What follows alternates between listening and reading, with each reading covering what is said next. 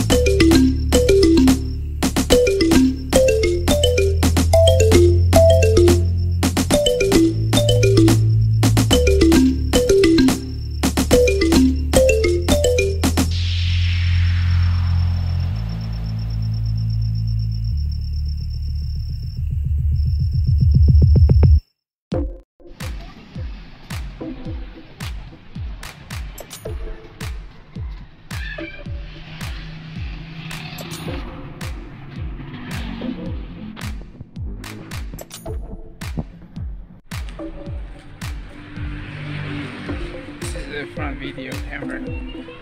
Testing it.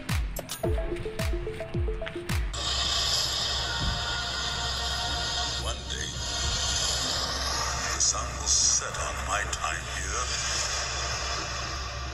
and will rise with you as the new king.